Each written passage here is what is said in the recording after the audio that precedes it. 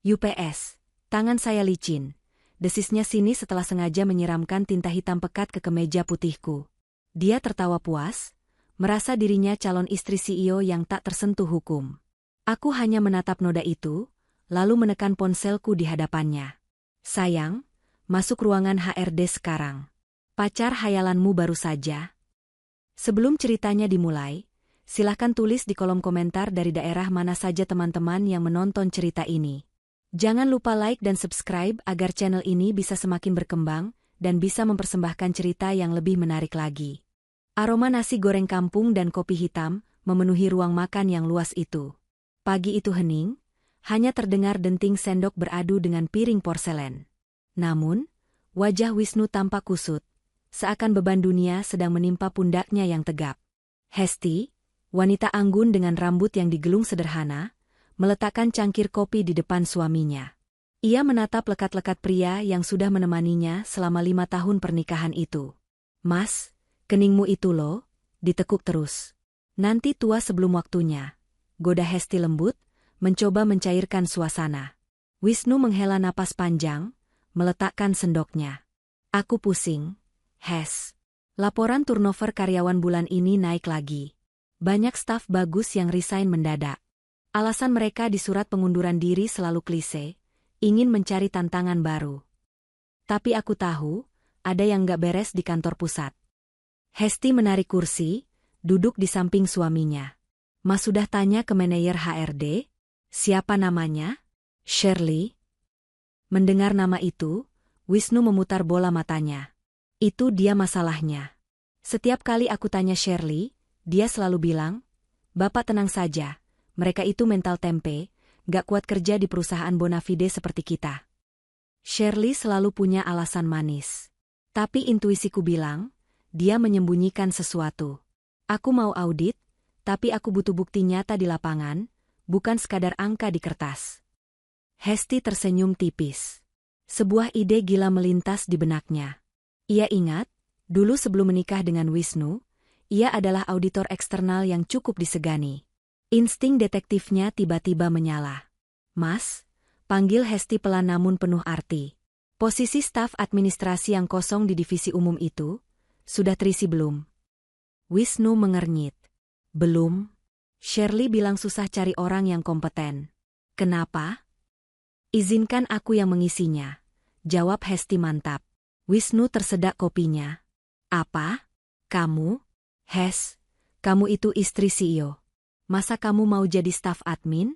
Nanti kalau ketahuan bagaimana? Justru itu kuncinya, Mas. Nggak akan ada yang tahu. Aku akan pakai nama gadisku, Hesti Pratiwi. Penampilanku akan aku ubah sedikit. Lebih sederhana, pakai kacamata, tanpa tas branded. Biarkan aku masuk ke sana, melihat langsung apa yang sebenarnya terjadi di bawah kepemimpinan Shirley. Anggap saja ini undercover boss, tapi versi istri. Wisnu menatap istrinya ragu, namun ia tahu keras kepalanya Hesti. Kamu serius? Lingkungan di bawah sana mungkin gak senyaman yang kamu bayangkan. Aku butuh 1 bulan, Mas. Atau kurang. Kalau memang Shirley itu racun di perusahaanmu, aku sendiri yang akan menemukan penawarnya. Tapi janji satu hal, Hesti menatap mata suaminya tajam. Di kantor, anggap aku orang asing. Jangan senyum, jangan menyapa, jangan ada perlakuan khusus. Sampai aku kasih kode. Wisnu akhirnya tersenyum, senyum pertama di pagi itu. Ia menggenggam tangan Hesti. Baiklah, Bu Detektif. Tapi kalau ada 1 orang saja yang berani kurang ajar sama kamu, lapor aku detik itu juga. Aku nggak akan segan-segan meratakan gedung itu. Hesti tertawa kecil. Tenang saja, sayang.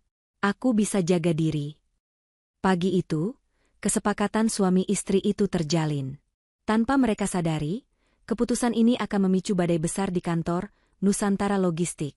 Badai yang akan menyeret seorang manajer HRD yang terlalu percaya diri ke dalam lubang kehancuran. Senin pagi di lobi gedung Nusantara Logistik terasa sibuk. Hesti melangkah masuk dengan penampilan yang jauh berbeda dari biasanya. Dress sutra langganan desainer ia tinggalkan di lemari. Hari ini, ia mengenakan kemeja katun putih polos yang agak kebesaran, rok bahan hitam selutut, dan sepatu datar. Rambut indahnya diikat ekor kuda, dan wajahnya hanya memoles bedak tipis serta kacamata berbingkai tebal yang menutupi ketajaman matanya. Ia tampak seperti karyawan baru yang lugu. Sempurna. Selamat pagi, saya Hesti Pratiwi. Saya dipanggil untuk wawancara dan orientasi hari ini dengan Ibu Shirley, ucap Hesti pada resepsionis. Resepsionis itu menatap Hesti dari ujung kaki ke ujung kepala dengan tatapan sedikit meremehkan. Oh, anak baru ya? Tunggu di sofa sana. Bu Shirley lagi touch up, jangan berisik. Hesti menahan senyum geli. Baru resepsionis saja sudah begini, batinnya. Ia duduk menunggu. 10 menit. 20 menit. 1 jam berlalu. Hesti sengaja tidak protes. Ia sedang mengukur kedisiplinan Departemen HRD. Tepat pukul 10, pintu kaca ruangan HRD terbuka. Aroma parfum menyengat langsung tercium bahkan sebelum orangnya terlihat.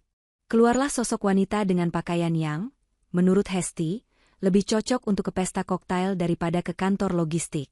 Shirley mengenakan blus merah menyala dengan potongan dada rendah, rok mini kulit yang ketat, dan sepatu hak tinggi 12 cm yang berbunyi tatok-tatok nyaring setiap kali melangkah. Wajahnya penuh dengan riasan tebal, bulu mata palsu anti badai dan lipstik merah marun. Mana yang namanya Hesti? Tanya Shirley dengan suara cempreng yang dibuat-buat manja. Hesti berdiri dan mengangguk sopan. Saya, Bu. Shirley memindai Hesti dengan tatapan menilai yang sangat tidak nyaman. Bibirnya mencibir sedikit. Penampilan standar banget ya. Tapi ya sudahlah, Pak Wisnu butuh admin cepat. Masuk. Di dalam ruangan Shirley, suasananya lebih mirip salon pribadi daripada ruang kerja profesional. Ada cermin besar, tumpukan majalah mode di atas dokumen kerja, dan foto Shirley berukuran besar di dinding. Duduk. Perintah Shirley tanpa menoleh, sibuk mengecek kukunya yang baru dimanikur. Dengar ya, Hesti. Di sini, aturan nomor 1 adalah jaga penampilan. Meskipun kamu cuma admin gudang data, jangan malu-maluin divisi saya. Kamu punya baju yang lebih berkelas dikit nggak? Hesti pura-pura menunduk takut. Maaf, Bu. Ini pakaian terbaik saya. Shirley mendengus. Ya sudah. Tugas kamu gampang. Rapikan arsip, input data, dan yang paling penting, jangan pernah cari muka sama atasan. Terutama Pak Wisnu.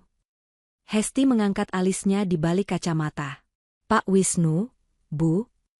Wajah Shirley langsung berubah, seolah sedang membicarakan milik pribadinya. Iya, Pak Wisnu, CEO kita. Dia itu, bisa dibilang sangat dekat sama saya. Kami punya chemistry khusus. Jadi kalau Pak Wisnu lewat, kamu tunduk saja. Jangan coba-coba tebar pesona. Dia nggak suka perempuan kampungan. Dia seleranya yang berkelas, kayak saya. Hesti harus menggigit bagian dalam pipinya agar tidak tertawa terbahak-bahak. Oh, Mas Wisnu, seleramu turun drastis di mata wanita ini, pikirnya. Baik, Bu. Saya akan ingat itu, jawab Hesti dengan nada patuh. Bagus. Sekarang keluar. Cari Dodi di pojok sana, dia yang akan ajari kamu teknisnya. Saya mau meeting penting urusan hati. Shirley terkekeh sendiri seolah itu lelucon lucu, lalu mengibaskan tangannya mengusir Hesti.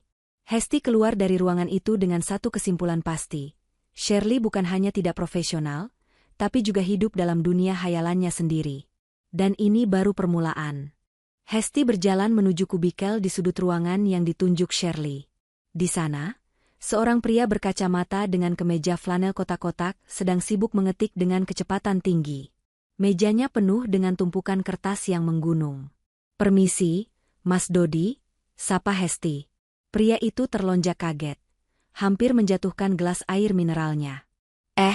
Iya. Astaga, kaget saya. Kamu, karyawan baru ya?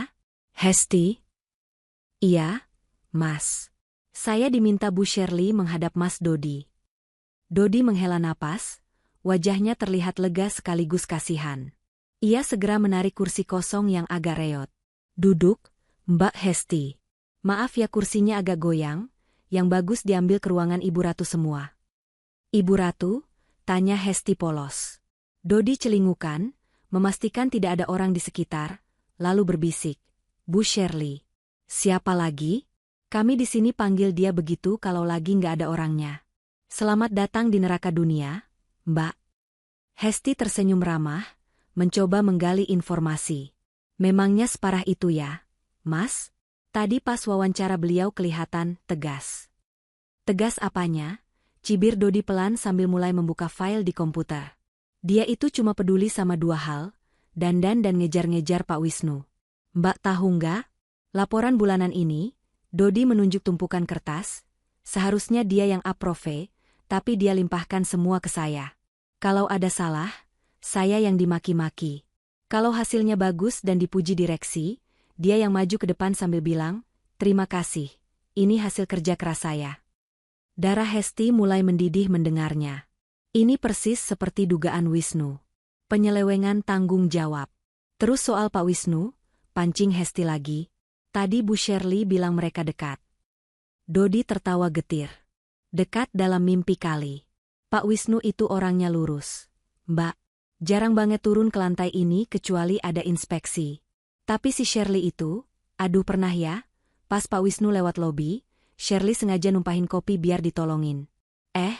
Pak Wisnu malah panggil cleaning service dan jalan terus. Malunya itu loh, satu kantor tahu."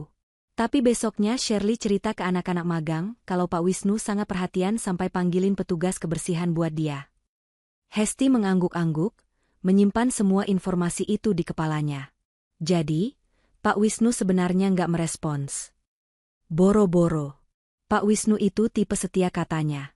Istrinya jarang kelihatan sih, tapi gosipnya cantik banget dan pintar. Makanya kita heran kok Shirley pede banget. Hati-hati aja Mbak. Shirley itu paling benci sama karyawan cewek yang bening dikit. Langsung dicari-cari salahnya. Dodi menatap Hesti sejenak. Mbak Hesti sih kelihatannya sederhana, mungkin aman. Tapi tetap saja, kerja di sini harus punya mental baja. Kalau Mbak nggak kuat, bilang saya ya. Jangan dipendam. Hesti merasakan simpati yang tulus dari rekan barunya ini. Dodi adalah tipe karyawan jujur yang tertindas sistem. "Tenang saja, Dodi," batin Hesti. "Penderitaanmu nggak akan lama lagi." "Terima kasih, Mas Dodi. Saya akan belajar cepat supaya bisa bantu Mas," ujar Hesti tulus. Saat itulah, suara intercom berbunyi nyaring. Suara Shirley terdengar memekakan telinga. "Hesti, ke ruangan saya sekarang. Bawakan kopi latte less sugar, beli di kafe depan. Pakai uang kamu dulu." Dodi menatap Hesti dengan pandangan prihatin. "Baru juga duduk 5 menit. Semangat ya, Mbak." Hesti berdiri, merapikan roknya. "Siap, Mas." Ia melangkah pergi bukan dengan rasa takut, tapi dengan rasa penasaran. Sejauh mana Shirley akan memperbudaknya hari ini?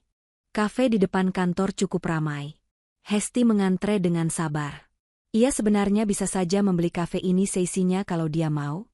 Tapi sekarang ia harus berakting sebagai staf yang menghitung uang receh. Saat menunggu pesanan, ponsel Hesti bergetar. Pesan dari suamiku hati merah 2. "Lagi apa, detektif? Jangan lupa makan siang. Aku lihat dari CCTV lobby, kamu cocok pakai kacamata itu. Tapi jangan terlalu cantik, nanti aku nggak fokus meeting." Hesti tersenyum simpul dan membalas cepat. "Lagi jadi kurir kopi buat pacar kamu. Dia minta latte less sugar. Awas ya kalau kamu beneran pernah kasih harapan ke dia." Balasan Wisnu datang sedetik kemudian. "Astaga. Sumpah demi Tuhan, aku cuma pernah bilang, terima kasih, waktu dia kasih laporan tahun lalu. Itu saja." Hesti terkekeh. Ia mengambil kopi pesanan Shirley dan kembali ke kantor. Sesampainya di ruangan HRD, Hesti melihat Shirley sedang video call, atau lebih tepatnya, bercermin di kamera ponselnya, sambil memegang beberapa berkas. "Ini kopinya, Bu," kata Hesti meletakkan gelas di meja. Shirley melirik sinis. "Lama banget sih? Kamu jalan apa ngesot? Keburu mood saya hilang." Shirley menyeruput kopi itu sedikit, lalu wajahnya mengkerut. "Ini apa? Kok manis banget? Saya bilang less sugar. Kamu mau bikin saya gendut ya? Biar Pak Wisnu ilfeel sama saya?" "Saya sudah pesan sesuai instruksi, Bu." Mungkin baristanya? Alasan, potong Shirley. Ia mendorong gelas kopi itu kasar hingga sedikit tumpah ke meja. Buang. Beli lagi. Dan kali ini, kalau salah lagi, saya potong gaji kamu yang belum seberapa itu. Hesti menarik napas panjang. Kesabarannya sedang diuji. Ia mengambil gelas itu tanpa membantah. Baik, Bu. Tunggu, cegah Shirley saat Hesti berbalik. Sekalian, kamu fotokopi berkas-berkas di sana. Ada 500 lembar. Harus selesai sebelum jam makan siang. Jangan pakai mesin di lantai ini, lagi rusak. Pakai mesin di lantai 4, di gudang tua. Hesti tahu mesin di lantai 4 itu terkenal lambat dan sering macet. Shirley jelas sengaja mengerjainya. Tapi Bu, sebentar lagi jam istirahat. Kamu mau protes? Masih masa percobaan sudah berani membantah? Shirley melotot, matanya yang memakai soft lens abu-abu itu tampak menyeramkan. Kerjakan atau saya tandai berkas penilaian kamu merah hari ini juga. Hesti menatap mata Shirley lurus-lurus. Ada kilatan wibawa yang tak sengaja bocor dari tatapan Hesti, membuat Shirley sedikit tersentak mundur tanpa sadar. Namun Hesti segera menunduk lagi. Baik, Bu. Saya kerjakan. Hesti keluar membawa tumpukan dokumen setinggi gunung itu. Di dalam hati, ia mencatat 1 poin lagi dalam buku hitam mentalnya, penyalahgunaan wewenang dan intimidasi staf. Saat berjalan menuju lift, ia berpapasan dengan rombongan direksi yang baru keluar dari ruang rapat. Di tengah-tengah mereka ada Wisnu, tampak gagah dengan setelan jas abu-abu gelap. Wisnu melihat Hesti yang keberatan membawa tumpukan kertas. Langkahnya sempat terhenti. Matanya menyiratkan keinginan kuat untuk berlari dan membantu istrinya. Namun Hesti memberikan gelengan super tipis yang hanya bisa dilihat Wisnu. Jangan, isyarat mata Hesti. Wisnu mengepalkan tangannya di samping badan, menahan diri, lalu kembali berjalan melewati Hesti dengan wajah datar. Namun, saat melewati Hesti, Wisnu sengaja berbicara agak keras pada manajer operasional di sebelahnya. Saya ingin semua mesin fotokopi di setiap lantai diperbaiki hari ini juga. Saya tidak mau lihat ada staf yang harus lari-lari antar lantai cuma buat urusan kertas. Paham? Siap, Pak Wisnu, jawab manajer itu gugup. Hesti tersenyum kecil di balik tumpukan kertasnya. Terima kasih, sayang, batinnya. Dukungan kecil itu sudah cukup menjadi bahan bakar untuk menghadapi kegilaan Shirley selanjutnya. 2 hari berlalu. Hesti membuktikan dirinya bukan staf biasa. Tugas menggunung yang diberikan Shirley selalu selesai tepat waktu dengan hasil sempurna. Arsip yang berantakan selama 5 tahun kini rapi berdasarkan abjad dan tahun. Data karyawan yang acak-acakan sudah terinput digital. Kecepatan dan ketepatan kerja Hesti bukannya membuat Shirley senang, malah membuatnya panik. Shirley merasa terancam. Staf, kampungan, ini terlalu pintar. Jumat sore itu, Shirley memanggil Hesti dan Dodi. Besok Senin ada meeting evaluasi bulanan dengan Pak Wisnu, kata Shirley sambil memutar pulpen mahalnya. Saya butuh materi presentasi soal efisiensi SDM. Dodi, kamu buat datanya. Hesti, kamu bikin slide-nya. Ingat, harus estetik, elegan, dan mewakili citra saya. Baik, Bu, jawab Dodi dan Hesti serempak. Sepanjang akhir pekan, Hesti, dengan bantuan diam-diam dari Wisnu di rumah yang memberitahu poin apa yang sebenarnya ingin dilihat direksi, menyusun presentasi yang brilian. Ia membuat grafik yang mudah dipahami, analisis tajam, dan solusi konkret. Senin pagi, Hesti menyerahkan filenya ke Shirley. Shirley membukanya di laptop, dan matanya terbelalak. Presentasi ini terlalu bagus. Kalau ini ditampilkan, Pak Wisnu pasti akan bertanya siapa yang buat. Dan kalau Shirley tidak bisa menjawab detailnya, dia akan ketahuan bodoh. Shirley tidak bisa membiarkan itu.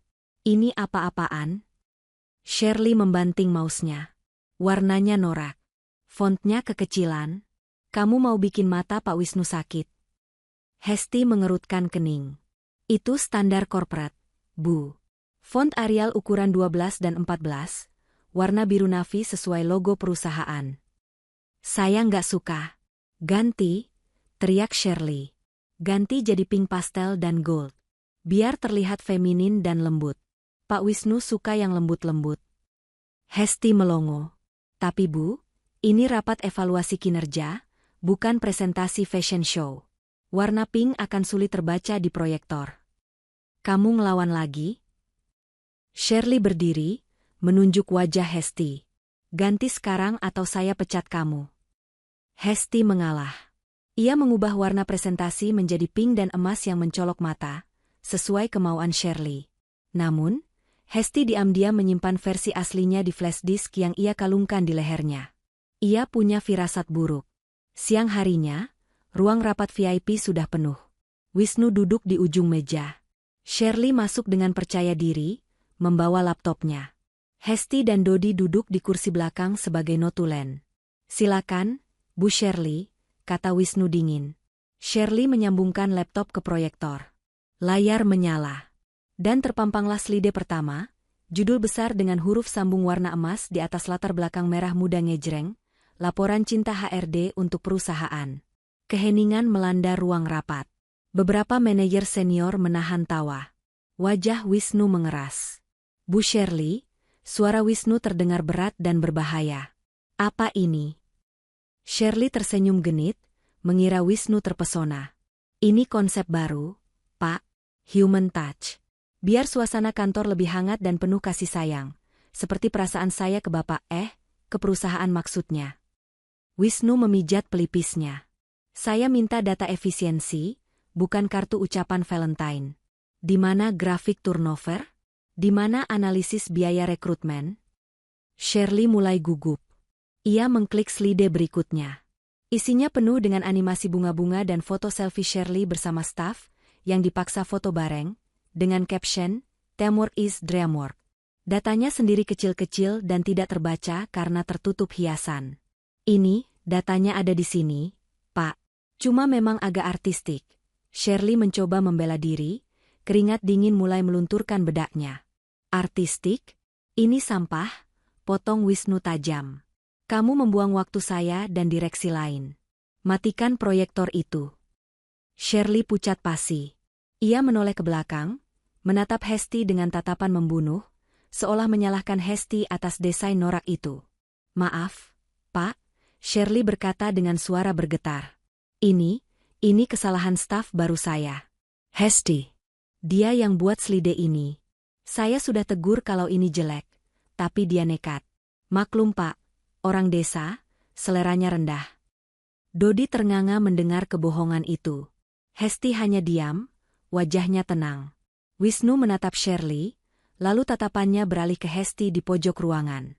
Ada kilat kemarahan di mata Wisnu, bukan pada Hesti, tapi pada keberanian Shirley mengkambing hitamkan istrinya. Oh, jadi ini salah staf kamu? Tanya Wisnu datar. Betul, Pak. Hesti ini memang bebal. Nanti habis rapat akan saya beri peringatan keras. Jawab Shirley cepat, merasa mendapat angin. Hesti mengangkat tangannya perlahan. Mohon izin bicara, Pak Wisnu. Shirley melotot. Hesti, diam kamu. Biarkan dia bicara, perintah Wisnu tegas. Hesti berdiri, membenarkan letak kacamatanya. Maaf Pak, tapi saya memiliki dua versi file.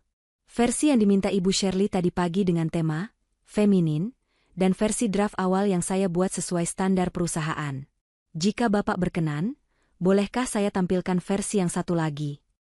Shirley panik. Nggak perlu, Pak Wisnu sibuk. Silakan, Hesti. Pasang flash disk kamu, kata Wisnu, mengabaikan Shirley.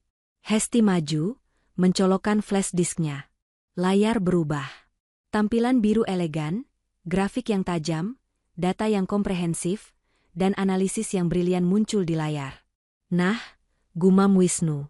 Ini baru materi rapat. Ruangan berbisik-bisik kagum. Wajah Shirley merah pada menahan malu dan amarah. Ia baru saja dipermalukan oleh anak baru yang dianggapnya kampungan. Dan yang lebih parah, ia melihat Wisnu menatap Hesti dengan pandangan bangga. Awas kamu, Hesti, batin Shirley sambil meremas rok kulitnya. Hari ini kamu menang. Tapi besok, aku akan pastikan kamu menangis darah. Pagi itu, Suasana lantai divisi umum yang biasanya suram mendadak heboh. Penyebabnya adalah kedatangan seorang kurir berseragam oranye yang membawa buket bunga mawar merah raksasa. Ukurannya begitu besar hingga wajah si kurir hampir tidak terlihat. "Permisi, paket bunga untuk wanita tercantik di lantai ini," ujar kurir itu dengan napas terengah-engah di depan meja resepsionis lantai. Para staf wanita langsung berbisik-bisik. Shirley, yang baru saja keluar dari ruangannya untuk mengambil air minum, karena ia malas menyuruh office boy hari itu, langsung menoleh cepat. Matanya berbinar seketika. "Wah, akhirnya sampai juga," seru Shirley dengan percaya diri tinggi. Ia melangkah cepat, bunyi hak sepatunya beradu keras dengan lantai keramik. "Tak. Hesti, yang sedang sibuk menyusun laporan di kubikelnya, hanya melirik sekilas. Ia tahu persis bunga itu. Semalam, Wisnu sempat bertanya, "Kamu suka mawar merah atau lili putih buat hiasan meja?" Hesti menjawab mawar merah. Ia tidak menyangka suaminya akan mengirimnya ke kantor, bukan ke rumah. "Ini buat saya, Mas," kata Shirley sambil menyambar buket itu dari tangan kurir sebelum kurir sempat membaca labelnya. Sebentar Bu," kata kurir itu ragu, membuka catatannya. "Ini tujuannya atas nama." "Udah, nggak usah dibaca," potong Shirley galak. "Siapa lagi wanita tercantik dan paling berkuasa di sini kalau bukan saya? Lagi pula, saya sudah tahu siapa pengirimnya." Shirley memeluk bunga itu, menghirup aromanya dengan gaya teatrikal, lalu melirik ke arah kubikel staf dengan senyum kemenangan. "Duh, Pak Wisnu ini emang romantis banget. Padahal saya udah bilang jangan kirim-kirim ke kantor, nanti jadi gosip. Tapi namanya juga cinta, ya mau gimana lagi?" Dodi, yang duduk di sebelah Hesti, tersedak air minumnya. Ia buru-buru menutup mulut dengan tisu. "Mbak Hesti," bisik Dodi, "sumpah, aku mau muntah. Emang beneran dari Pak Wisnu?" Hesti tersenyum misterius sambil mengetik pesan di ponselnya. "Mas, bunganya dibajak, Ibu Negara." Ponsel Hesti bergetar sedetik kemudian. Balasan Wisnu, "Astaga. Biarin aja dulu." Kartu ucapannya aku taruh di dalam amplop tertutup yang diselipkan di tengah bunga. Isinya, "Semangat kerjanya, istriku. Nanti malam aku pijitin." Kalau dia baca itu, dia bakal jantungan. Hesti menahan tawa. Ia menatap Shirley yang sedang sibuk selfie dengan bunga itu dari berbagai sudut. "Mas Kurir," panggil Shirley, "siapa nama pengirimnya di situ? Pasti inisial W atau G. Kan? Gavin Wisnu?" Kurir itu menggaruk kepalanya yang tertutup topi. "Anu, Bu. Di sini cuma tertulis, dari pengagum rahasiamu. Nggak ada nama jelasnya." "Tuh kan." Shirley bersorak girang. "Pengagum rahasia.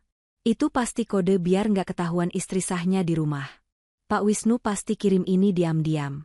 So sweet banget sih." Shirley kemudian membawa bunga itu masuk ke ruangannya, meletakkannya tepat di tengah meja kerjanya yang sempit, menggeser tumpukan dokumen penting seolah dokumen itu sampah. Beberapa menit kemudian, Hesti berjalan melewati ruangan Shirley menuju toilet. Ia melihat Shirley sedang merobek amplop kecil yang terselip di antara mawar. Hesti memperlambat langkahnya, penasaran dengan reaksi Shirley. Shirley membaca kartu itu. Keningnya berkerut dalam. Ia membolak-balik kartu itu. "Semangat kerjanya, istriku," gumam Shirley pelan, yang masih bisa didengar lamat-lamat oleh Hesti. Wajah Shirley berubah bingung, lalu berubah menjadi senyum sinis. "Ah, dasar Pak Wisnu." Shirley bermonolog sendiri, suaranya terdengar karena pintu ruangannya tidak tertutup rapat. "Pasti dia salah tulis. Harusnya, calon istriku. Atau mungkin ini panggilan sayang baru dia buat aku? Ya ampun, dia udah anggap aku istrinya. Gila, ini kemajuan besar." Hesti menggelengkan kepala tak percaya. Tingkat delusi wanita ini sudah menembus lapisan atmosfer. Hesti melanjutkan langkahnya ke toilet, menatap cermin sambil mencuci tangan. "Sabar, Hesti," bisiknya pada bayangannya sendiri. Semakin tinggi dia terbang dengan imajinasinya, semakin sakit nanti jatuhnya. Namun, kejadian bunga itu memicu sesuatu yang lain dalam diri Shirley. Rasa percaya dirinya yang melambung tinggi, membuatnya semakin merasa berhak untuk menginjak-injak orang lain, terutama Hesti yang ia anggap sebagai kutu di kantor yang merusak pemandangan estetikanya. Seminggu setelah insiden bunga, beban kerja Hesti ditambah 3 kali lipat. Shirley tampaknya menikmati melihat Hesti lembur sendirian sementara staf lain sudah pulang. Namun, Hesti tidak pernah mengeluh. Semua pekerjaan diselesaikan dengan rapi. Hal ini membuat Shirley semakin geram. Bagi Shirley, bawahan yang terlalu kompeten adalah ancaman, bukan aset. Siang itu, Shirley memberikan tugas mendesak. "Hesti," teriak Shirley dari ambang pintu ruangannya. "Saya butuh berkas kontrak vendor catering tahun lalu. Sekarang. Ada di lemari arsip nomor 3, laci paling bawah. Cari yang mapnya warna kuning." "Baik, Bu," jawab Hesti sigap. Hesti menuju ruang arsip. Ia membuka laci yang dimaksud. Kosong. Ia mencari di laci lain, tidak ada. Ia mencari di seluruh lemari, map kuning itu lenyap. Hesti kembali ke ruangan Shirley. "Maaf Bu, saya sudah cari di seluruh lemari arsip. Map kuning kontrak catering tidak ada." Shirley melotot, melepaskan kacamata bacanya. "Maksud kamu apa nggak ada? Saya taruh di situ minggu lalu. Kamu nuduh saya bohong?" "Bukan begitu, Bu. Mungkin terselip atau dipinjam divisi lain." Shirley menggebrak meja. "Alasan? Kamu itu pasti malas nyari. Atau jangan-jangan kamu hilangkan? Itu dokumen penting, Hesti. Kalau hilang, kita nggak bisa perpanjang kontrak makan siang karyawan. Kamu mau tanggung jawab kalau 200 orang di gedung ini kelaparan?" Suara Shirley yang keras memancing perhatian staf lain. Dodi dan beberapa rekan kerja menengok dengan wajah cemas. "Saya akan cari lagi, Bu," kata Hesti tenang, meski ia yakin dokumen itu tidak ada di sana. "Cari sampai ketemu. Jangan pulang sebelum dapat." "Dasar teledor," maki Shirley. Hesti kembali ke ruang arsip. Ia menarik napas panjang. Ia tahu ini permainan Shirley. Sebagai mantan auditor, Hesti punya ingatan fotografis yang tajam. Ia ingat persis, 2 hari lalu saat ia merapikan arsip, map kuning itu ada. Dan kemarin sore, ia melihat Shirley masuk ke ruang arsip membawa tas besar saat hendak pulang. Hesti tidak panik. Ia mengeluarkan ponselnya, mengirim pesan singkat ke kepala bagian keamanan gedung, orang kepercayaan Wisnu yang sudah diberitahu tentang penyamaran Hesti. "Pak Iman, tolong cek CCTV ruang arsip lantai 3, kemarin jam 17.15. Siapa yang masuk dan apa yang dibawa keluar." 5 menit kemudian, sebuah video pendek dikirim ke ponsel Hesti. Di video itu terlihat jelas. Shirley masuk, celingukan, mengambil map kuning dari laci bawah, memasukkannya ke dalam tas jinjingnya, lalu keluar dengan wajah gugup. Hesti tersenyum dingin. "Kena kau." Namun, Hesti memutuskan tidak akan membongkarnya sekarang secara frontal. Itu terlalu mudah. Ia akan memainkan permainan ini. Hesti kembali ke meja Shirley dengan tangan kosong. "Masih belum ketemu?" tanya Shirley dengan nada mengejek. "Duh, susah ya kalau rekrutmen asal-asalan. Kualitas SDM rendah begini nih yang bikin pusing." "Belum, Bu. Tapi saya ingat, vendor catering kita kan, Berkah Rasa. Saya punya inisiatif menelepon mereka barusan, meminta salinan kontrak digitalnya dikirim ke email kantor. Sudah masuk 5 menit lalu, sudah saya print dan saya taruh di meja Ibu," jawab Hesti sambil menunjuk tumpukan kertas rapi di meja Shirley. Senyum mengejek di wajah Shirley lenyap seketika. "Kamu, nelepon vendor langsung? Siapa yang suruh kamu lancang begitu?" "Saya pikir yang Ibu butuhkan adalah isi datanya untuk perpanjangan, bukan kertas fisiknya semata. Jadi saya cari solusi tercepat supaya Ibu tidak pusing," jawab Hesti diplomatis. "Lagi pula, kalau dokumen asli hilang, biasanya itu karena ada yang tidak sengaja membawanya pulang. Mungkin Ibu mau cek di tas Ibu? Siapa tahu terbawa?" Wajah Shirley memerah padam. Ia merasa diskakmat. Kalimat Hesti begitu sopan tapi menohok tepat sasaran.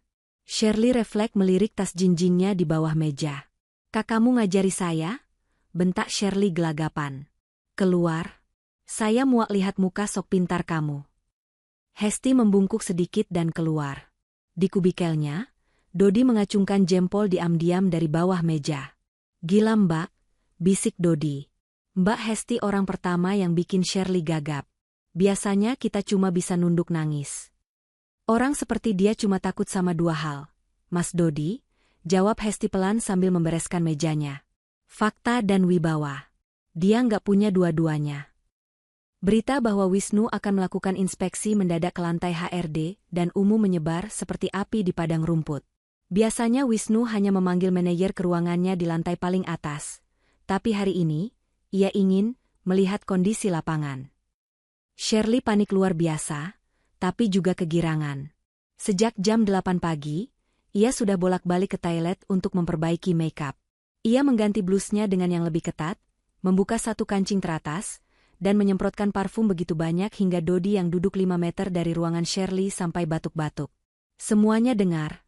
Teriak Shirley sambil bertepuk tangan. Pak Wisnu mau turun. Meja harus bersih. Jangan ada sampah makanan. Senyum harus lebar. Hesti, kamu duduk di pojok sana, jangan kelihatan. Muka kamu kurang fresh, bikin bad mood nanti. Hesti menurut saja. Ia pindah ke kursi paling sudut yang tertutup lemari arsip. Justru posisi ini strategis. Ia bisa mengamati semuanya tanpa terlihat mencolok. Pukul 10 tepat, pintu lift terbuka. Wisnu keluar, didampingi sekretaris pribadinya dan manajer operasional. Aura Wisnu sebagai CEO sangat kuat, membuat ruangan yang tadinya ribut menjadi sunyi senyap. Selamat pagi, Pak Wisnu. Sapa para staf serempak. Wisnu mengangguk datar. Pagi. Lanjutkan kerja. Shirley langsung melesat maju menyambut Wisnu. Selamat datang, Pak Wisnu. Aduh, suatu kehormatan Bapak mau meninjau kerajaan kecil saya ini. Shirley mencoba meraih lengan Wisnu untuk menggandengnya, sebuah gerakan yang sangat tidak profesional. Wisnu dengan halus namun tegas menggeser tubuhnya, berpura-pura menunjuk ke arah papan pengumuman di dinding. Tangan Shirley hanya menangkap angin.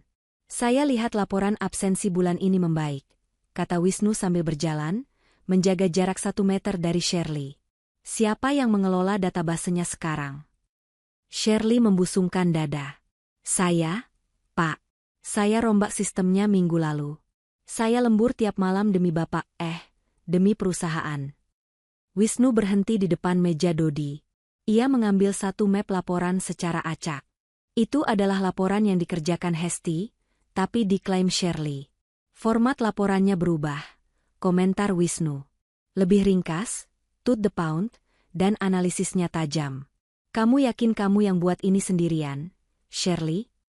Tentu saja, Pak, jawab Shirley tanpa kedip. Saya kan selalu totalitas. Wisnu tersenyum tipis. Senyum yang membuat Shirley meleleh, padahal itu senyum jebakan. Bagus. Kalau begitu, coba jelaskan ke saya. Kenapa di halaman 4 kamu menggunakan metode sampling acak untuk survei kepuasan karyawan, padahal bulan lalu kita pakai metode sensus? Apa dasar pertimbangan statistiknya? Shirley terdiam. Mulutnya terbuka sedikit. Matanya berkedip-kedip kosong. Ia tidak tahu menahu soal metode itu, karena ia bahkan tidak membaca laporan yang dibuat Hesti. Itu Pak. Shirley tergagap, keringat dingin mulai meluncur di pelipisnya. Itu supaya lebih cepat aja. Biar efisien. Kan waktu adalah uang, hei. Jawaban yang dangkal dan bodoh. Wisnu menatapnya dingin. Tiba-tiba, suara tenang muncul dari pojok ruangan. Izin menjawab, Pak. Semua orang menoleh. Hesti berdiri dari balik lemari arsip. Shirley melotot, memberikan isyarat mata diam kamu. Tapi Hesti tidak peduli. Metode sampling acak dipilih, karena jumlah karyawan kita sudah bertambah 20% bulan ini. Jika menggunakan sensus total, waktu pengolahan data akan memakan waktu 3 hari kerja, sedangkan dengan sampling yang terukur, tingkat kesalahannya di bawah 1% namun selesai dalam 4 jam. Efisiensi tanpa mengorbankan akurasi. Ruangan hening. Penjelasan itu sempurna. Akademis, logis, dan taktis. Wisnu menatap Hesti. Mata mereka bertemu. Ada rasa bangga yang meluap di dada Wisnu, ingin rasanya ia memeluk istrinya saat itu juga. Tapi ia harus menahan diri. Nama kamu, Tanya Wisnu, pura-pura tidak tahu. Hesti, Pak. Staf administrasi baru. Penjelasan yang bagus, Hesti, kata Wisnu, lalu menoleh ke Shirley dengan tatapan tajam. Shirley, kamu manajer. Seharusnya kamu paham detail teknis pekerjaan tim kamu, bukan cuma terima jadi. Saya tidak suka pemimpin yang cuma bisa klaim hasil kerja bawahan. Kata-kata itu bagaikan tamparan keras di wajah Shirley di depan semua anak buahnya. Wajahnya merah pada menahan malu yang luar biasa. Harga dirinya hancur berkeping-keping. Baik, Pak. Maaf, saya cuma lagi kurang fokus, cicit Shirley. Wisnu tidak menjawab, ia berbalik dan melanjutkan inspeksi, lalu pergi meninggalkan lantai itu. Sepeninggal Wisnu, atmosfer di ruangan itu mencekam. Shirley berdiri kaku di tempatnya, tangannya mengepal hingga buku-bukunya memutih. Ia menatap punggung Hesti yang kembali duduk dengan tatapan penuh kebencian murni. Lihat saja nanti, Hesti. Kamu sudah mempermalukan aku di depan calon suamiku. Kamu harus bayar mahal, sumpah Shirley dalam hati. Keesokan harinya, Hesti merasakan perubahan atmosfer yang drastis. Saat ia masuk ke pantry untuk membuat teh, 3 orang staf wanita dari divisi keuangan yang sedang mengobrol tiba-tiba diam dan membubarkan diri sambil melirik sinis ke arahnya. Hesti tidak ambil pusing. Namun, saat makan siang, Dodi menghampirinya dengan wajah serius. Ia membawa nampan makanannya ke meja Hesti yang sendirian. Mbak Hesti, Mbak harus tahu sesuatu, kata Dodi pelan, suaranya syarat kekhawatiran. Ada apa, Mas Dodi? Kok tegang begitu? Hesti menyuap nasinya santai. Shirley, dia nyebarin gosip gila soal Mbak. Hesti meletakkan sendoknya. Gosip apa lagi? Dia bilang aku alien? Bukan. Ini jahat banget, Mbak. Dia bilang ke semua manajer divisi lain dan staf. Kalau Mbak Hesti itu, maaf ya Mbak, wanita simpanan pejabat. Dia bilang, alasan Mbak bisa jawab pertanyaan Pak Wisnu kemarin karena Mbak sudah dapat bocoran dari Gadun, Mbak yang kenal sama direksi. Dia juga bilang, Mbak kerja di sini cuma buat cari mangsa baru karena simpanan yang lama udah bangkrut. Hesti terdiam. Tuduhan itu bukan hanya konyol, tapi menjijikkan. Dan yang bikin anak-anak percaya, lanjut Dodi, Shirley nunjukin foto Mbak lagi masuk ke mobil mewah warna hitam di perempatan jalan 2 hari lalu. Itu mobil siapa, Mbak? Hesti ingat. Itu mobil jemputan Wisnu. Wisnu memaksa menjemputnya karena hujan deras. Tapi Hesti minta dijemput agak jauh dari kantor agar tidak ketahuan. Ternyata ada mata-mata Shirley yang memotret. Itu mobil suami saya, Mas Dodi, jawab Hesti tenang. Dodi melongo. Mbak Hesti udah nikah? Kok enggak pernah cerita? Terus kenapa Shirley bilangnya itu mobil om-om? Karena Shirley melihat apa yang ingin dia lihat. Dia ingin aku terlihat buruk, jadi dia menciptakan narasi yang sesuai dengan kebenciannya. Dodi menghela napas panjang. Masalahnya, Mbak, sekarang satu kantor mandang Mbak sebelah mata. Tadi saya dengar ada yang bilang, pantesan bajunya bermerek semua walau ngaku staf biasa, ternyata duit haram. Saya mau bantah tapi saya kalah jumlah. Hesti tersenyum, menepuk punggung tangan Dodi. Terima kasih sudah membela saya, Mas. Biarkan saja. Anjing menggonggong, kafilah berlalu. Semakin dia menyebar fitnah, semakin dia menggali kuburannya sendiri. Kebenaran itu seperti minyak dalam air, Mas. Suatu saat dia akan naik ke permukaan. Namun, gangguan itu tidak berhenti di gosip. Sore harinya, Hesti menemukan meja kerjanya penuh dengan coretan spidol permanen. Tulisan, pelakor, dan murahan, tertulis besar di atas permukaan meja putihnya. Hesti menatap tulisan itu tanpa ekspresi. Ia tidak menangis. Ia tidak mengamuk. Ia hanya memotret meja itu sebagai barang bukti, lalu mengambil cairan pembersih dan menggosoknya perlahan sampai bersih. Di dalam ruangannya, Shirley mengintip dari balik tirai jendela kaca, tersenyum puas melihat Hesti menggosok meja. Rasakan itu. Itu baru permulaan. Sebentar lagi kamu akan angkat kaki dari sini, pikir Shirley. Shirley tidak sadar, ketenangan Hesti bukanlah tanda kelemahan. Itu adalah tanda badai yang sedang menahan diri sebelum menghantam. Hesti sedang mengumpulkan file dosa Shirley satu persatu. Dan file itu sudah hampir penuh. 3 hari setelah insiden coretan meja, situasi mencapai titik didih. Perusahaan sedang sibuk mempersiapkan audit tahunan. Semua departemen lembur. Shirley, yang semakin stres karena ketidakmampuannya sendiri, mencari kambing hitam untuk melampiaskan kekesalannya. Pagi itu, Hesti datang membawa map berisi rekapitulasi lembur karyawan yang diminta Shirley. Ia mengetuk pintu dan masuk. "Ini data lembur yang ibu minta," kata Hesti meletakkan map di meja. Shirley tidak menyentuh map itu. Ia sedang duduk bersandar, kakinya disilangkan, menatap Hesti dengan tatapan predator yang sudah menyudutkan mangsanya. "Tutup pintunya," perintah Shirley dingin. Hesti menutup pintu. Jantungnya berdetak sedikit lebih cepat. Bukan karena takut, tapi karena ia merasakan vibe bahwa konfrontasi besar akan segera terjadi. "Kamu tahu kenapa saya panggil kamu?" tanya Shirley, suaranya rendah tapi penuh bisa. "Membahas data lembur?" jawab Hesti datar. Shirley tertawa pendek, tawa yang tidak ada lucunya sama sekali. "Jangan pura-pura bodoh. Saya muak lihat muka polos kamu itu." Shirley berdiri, berjalan mengelilingi Hesti perlahan. "Kamu pikir saya nggak tahu? Kamu sengaja kan cari perhatian Pak Wisnu waktu inspeksi kemarin? Kamu mau menggoda dia? Kamu mau merebut posisi saya?" "Saya hanya menjawab pertanyaan yang tidak bisa ibu jawab," balas Hesti tajam. Kali ini ia tidak menunduk. Ia menatap mata Shirley langsung. Mata Shirley membelalak.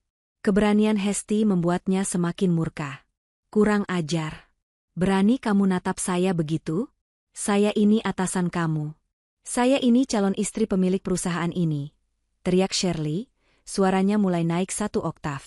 "Asal kamu tahu ya, saya sudah menyiapkan surat pemecatan kamu. Saya bisa bikin alasan apa saja. Kinerja buruk, sikap tidak sopan, atau pencurian." Shirley mengambil sebuah stapler berat dari mejanya, memainkannya di tangan seolah ingin melemparnya. "Kamu itu cuma kerikil, Hesti. Dan saya sepatu hak tinggi yang akan menginjak kamu sampai hancur. Kamu pikir siapa yang akan percaya sama kamu?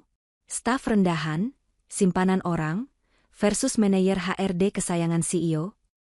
Hesti tersenyum miring, senyum yang membuat bulu kuduk Shirley meremang tanpa alasan jelas. "Ibu yakin Pak Wisnu sayang sama ibu?" tanya Hesti pelan.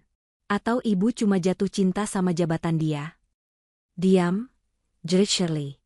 Wajahnya merah padam, urat lehernya menonjol. Emosinya sudah tidak terkontrol. Ia merasa direndahkan oleh orang yang paling ia benci. "Keluar kamu sekarang. Tunggu di meja kamu. Siapkan barang-barang kamu. 5 menit lagi, saya akan keluar dan umumkan pemecatan kamu di depan semua orang biar kamu malu seumur hidup." Hesti tidak beranjak. Ia hanya berdiri tegak, menatap wanita yang sedang kehilangan akal sehatnya itu. Hesti tahu, momennya sudah dekat. Ia hanya butuh 1 pemicu lagi untuk mengakhiri sandiwara ini. "Saya tidak akan keluar, Bu. Sebelum ibu meminta maaf atas fitnah yang ibu sebarkan tentang saya dan suami saya." "Suami kamu?" Shirley tertawa menghina. "Siapa suami kamu? Sopir taksi? Tukang ojek? Atau gadun tua bangka?" Hesti menarik napas dalam. "Suami saya adalah orang yang ibu hayalkan setiap malam." Shirley terdiam sejenak, memproses kalimat itu, lalu meledak dalam tawa histeris. "Wah, gila. Kamu benar-benar gila. Kamu ngaku-ngaku istri Pak Wisnu? Hahaha. Dasar sakit jiwa." Shirley kembali ke mejanya, matanya liar mencari sesuatu untuk melampiaskan amarahnya. Tangannya menyenggol botol tinta stempel hitam yang terbuka di sudut meja. Ide jahat melintas di kepalanya. "Kamu mau bukti siapa yang berkuasa di sini?" desis Shirley sambil menggenggam botol tinta itu. Hesti melihat tangan Shirley. Ia tahu apa yang akan terjadi. Ia tidak menghindar. Ia membiarkannya. Karena noda tinta itu akan menjadi bukti tak terbantahkan yang akan mengakhiri karir Shirley selamanya. "Lakukan, Shirley," tantang Hesti dalam hati. "Buat kesalahan terakhirmu." Shirley melangkah maju dengan botol tinta di tangan. Wajahnya menyeringai jahat. Ruangan manajer HRD yang biasanya dingin karena pendingin udara, kini terasa panas membara oleh ketegangan. Shirley berdiri di balik meja kerjanya, nafasnya memburu, tangannya mencengkeram botol tinta stempel hitam ukuran besar. Matanya bukan lagi mata seorang profesional, melainkan mata seseorang yang harga dirinya sedang terkoyak dan putus asa ingin membuktikan kekuasaan. Hesti berdiri tak bergeming 2 langkah di depan meja. Punggungnya tegak, dagunya terangkat sedikit. Tidak ada rasa takut di wajahnya, hanya ketenangan yang justru semakin memprovokasi kemarahan Shirley. "Kamu pikir kamu siapa? Hah?" desis Shirley, suaranya bergetar menahan amarah. "Berani menantang saya di kandang saya sendiri? Kamu pikir dengan wajah sok suci dan kata-kata manis itu, kamu bisa merebut perhatian Pak Wisnu?" Hesti menatap botol tinta di tangan Shirley, lalu beralih menatap mata wanita itu. "Saya tidak perlu merebut perhatian siapapun, Bu Shirley. Saya hanya melakukan pekerjaan saya." Justru ibu yang terlihat sangat ketakutan. Takut posisinya tergeser? Atau takut kebohongannya terbongkar? "Tutup mulutmu," jerit Shirley. Suaranya melengking menembus dinding kaca, membuat beberapa staf di luar ruangan mulai menoleh kaget. "Kamu tidak tahu apa-apa. Saya dan Pak Wisnu itu ditakdirkan bersama. Kami pasangan emas perusahaan ini. Kamu cuma kerikil kotor yang nyasar masuk ke sepatu mahal saya." Shirley melangkah memutari meja, mendekati Hesti. Aroma parfum mahalnya bercampur dengan bau keringat dingin kepanikan. "Asal kamu tahu, Hesti," bisik Shirley tajam, "di dunia kerja ini, kebenaran itu tidak penting. Yang penting adalah siapa yang punya kuasa. Dan saat ini, saya yang pegang pulpen, saya yang tanda tangan kontrak, dan saya yang bisa bikin hidup kamu hancur. Siapa yang akan percaya sama staf rendahan kayak kamu kalau saya bilang kamu menyerang saya?" Hesti tersenyum tipis, senyum yang mengandung belas kasihan. Kekuasaan yang dibangun di atas ilusi itu rapuh. "Shirley, ibu merasa memiliki segalanya, padahal ibu tidak memegang apa-apa selain angin." Kalimat itu adalah pemicu terakhir. Akal sehat Shirley putus seketika. Ia tidak terima direndahkan, apalagi oleh bawahan yang ia anggap saingan cintanya. Egonya yang setinggi langit tidak mengizinkan Hesti keluar dari ruangan itu dengan kepala tegak. Hesti harus keluar dengan rasa malu. Hesti harus ditandai sebagai barang rusak. "Saya akan ajarkan kamu sopan santun, perempuan murahan," geram Shirley. Tangannya yang memegang botol tinta terangkat. Tutup botol itu sudah terbuka. Di luar ruangan, Dodi berdiri mematung melihat adegan itu dari balik kaca yang sebagian tertutup tirai blinds. Mulutnya menganga. "Gawat," gumamnya. Si Shirley nekat. Waktu seakan melambat. Hesti melihat gerakan tangan Shirley. Ia bisa saja menghindar. Ia punya refleks yang cukup cepat untuk melompat mundur. Namun, Hesti memilih diam. Ia membiarkan kakinya terpaku di lantai karpet abu-abu itu. "Biarkan," batin Hesti. "Biarkan dia menunjukkan warna aslinya. Biarkan noda ini menjadi bukti yang tidak bisa dihapus oleh 1000 alasan manis." "Rasakan ini," teriak Shirley. Biur. Cairan hitam pekat itu muncrat keluar dari mulut botol, melayang di udara sepersekian detik, lalu mendarat telak di dada Hesti. Kemeja putih bersih yang dikenakan Hesti seketika berubah warna. Tinta itu merembes cepat, menodai kain katun itu, menyebar melebar seperti racun, lalu menetes-netes ke rok hitam dan lantai karpet. Baunya menyengat. Bau bahan kimia yang tajam. Hesti merasakan dinginnya cairan itu menembus kulitnya. Ia menunduk perlahan, melihat kekacauan di bajunya. Lalu ia mengangkat wajahnya kembali, menatap Shirley yang kini berdiri dengan napas terengah-engah dan senyum puas yang mengerikan. "UPS," kata Shirley dengan nada mengejek yang dibuat-buat. Ia meletakkan botol kosong itu kembali ke meja dengan bunyi tak yang keras. "Tangan saya licin. Maaf ya. Tapi, sejujurnya warna hitam lebih cocok buat kamu. Sesuai sama jiwa kamu yang kotor." Hesti tidak berteriak. Ia tidak menangis. Ia tidak memaki. Reaksi Hesti justru membuat bulu kuduk Shirley meremang. Hesti hanya mengambil tisu dari saku roknya, menyeka sedikit percikan tinta yang mengenai pipi kanannya dengan gerakan lambat dan anggun. Tatapannya berubah menjadi dingin, sedingin es kutub. Aura wibawa yang selama ini ia tekan rapat-rapat, kini ia lepaskan sepenuhnya. Ibu sadar apa yang baru saja ibu lakukan? Tanya Hesti, suaranya tenang namun memiliki bobot yang menekan dada. Sadar banget, jawab Shirley angkuh, melipat tangan di dada. Saya memberi pelajaran buat bawahan yang kurang ajar. Bilang saja itu kecelakaan kerja. Siapa yang bakal bantah saya? Kamu mau lapor Pak Wisnu? Silakan. Dia pasti lebih percaya calon istrinya daripada kamu. Shirley tertawa kecil, merasa menang telak. Ia membayangkan Hesti akan lari keluar sambil menangis, lalu mengundurkan diri karena malu. Karir Hesti tamat, dan Shirley kembali menjadi ratu. Namun, Hesti tidak lari. Hesti malah merogoh saku roknya yang satu lagi. Ia mengeluarkan sebuah ponsel pintar keluaran terbaru yang harganya lebih mahal dari gaji Shirley 3 bulan. Apa itu? Mau rekam? Telat, cibir Shirley. Hesti tidak menjawab. Ia membuka kunci layar, dan dengan gerakan jari yang mantap, ia menekan angka 1 di speed dial. Layar ponsel itu menyala, menampilkan nama kontak, My Husband, CEO. Shirley menyipitkan mata, mencoba membaca tulisan di layar ponsel Hesti, tapi jaraknya terlalu jauh. Mau telepon siapa kamu? Polisi? Panggil saja. Saya punya kenalan pengacara. Hesti menempelkan ponsel itu ke telinganya. Matanya menatap lurus ke manik mata Shirley, mengunci wanita itu dalam tatapan predator. Nada sambung terdengar 2 kali. Hanya 2 kali. Lalu suara bariton yang familiar terdengar menjawab, cepat dan terdengar cemas. Halo, sayang? Kenapa? Kamu baik-baik saja? Shirley tersentak. Suara dari telepon itu terdengar samar-samar karena Hesti tidak loudspeaker. Tapi nadanya, Shirley merasa pernah mendengar suara itu. Hesti menarik napas, lalu berbicara dengan suara lantang dan jelas, kalimat yang sudah ia susun untuk momen penghakiman ini. Sayang, masuk ruangan HRD sekarang. Pacar kamu baru saja menyiram bajuku dengan tinta. Hening. Dunia Shirley seakan berhenti berputar. Kata-kata Hesti menggema di dinding ruangan itu. Sayang, pacar kamu? Di ujung telepon, terdengar suara kaget yang luar biasa. Kali ini cukup keras hingga Shirley bisa mendengar samar-samar teriakan panik. Apa?